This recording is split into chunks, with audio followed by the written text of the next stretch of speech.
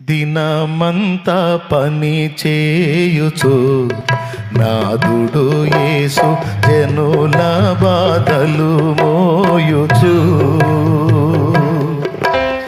దినమంతా పని చేయుచు నాదుడు యేసు జనుల బాధలు మోయుచు.